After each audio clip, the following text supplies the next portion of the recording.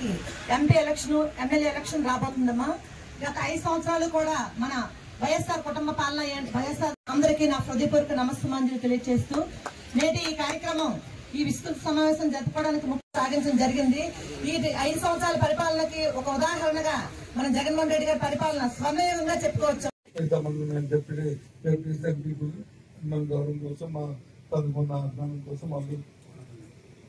కారణం ఏంటంటే ఒకసారి కూర్చొని కుటుంబం అంతా మనం కూర్చొని ఏదైనా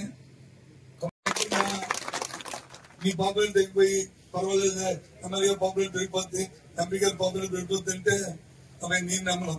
అదే ఒక అద్భుతం అలా అలా పాత్రలు మందరం రావాలి తప్ప మామూలుగా జరుగుతుంది.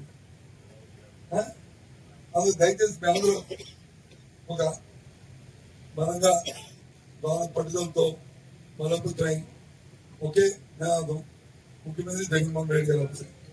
ముఖ్యమంత్రి జగన్మోహన్ రెడ్డి గారు అవ్వాలంటే ఎమ్మెల్యేగా సీఎం గెలాలి.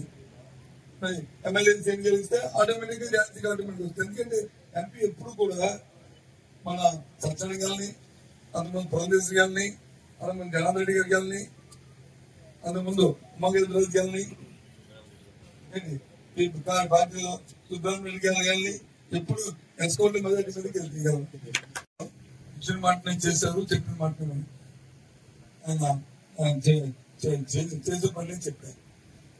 అటువంటి నాయకుడు మళ్ళీ మనకు లోపల ఇష్టం, ఆయన నిలబెట్టుకోవాలి.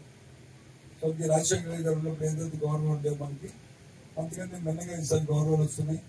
ఏవైనా చిన్న చిన్న ఎక్కడైనా కావచ్చు అవి వచ్చే తర్వాత అవన్నీ కూడా కంప్లీట్ చేసుకుని అందరూ మన అందరి తరగతి జయం ఒకటే.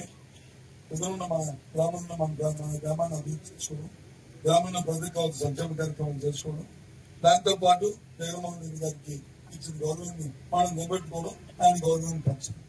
పార్టీ బాగుంటే మనందరూ బాగుంటాం.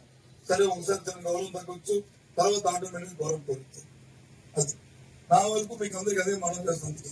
ఇంతకు ముందు ఏదైతే మీతో మనకి ఉన్నాము అంతకంటే ఎక్కువ మనం ఎందుకంటే ఇప్పుడు బాధ్యత.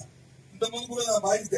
ఇంతకుముందు ఇప్పుడు ఏంటంటే ఎంపీగా కంటెస్ట్ చేస్తున్నప్పుడు నా బాధ్యత గెలుపుకోవడంలో కాదు, రాబోయే కాలంలో మీ తాలూకు పుస్తకాలు చూసుకోవాల్సిన బాధ్యత ఝాన్సీ భర్తగా నాది.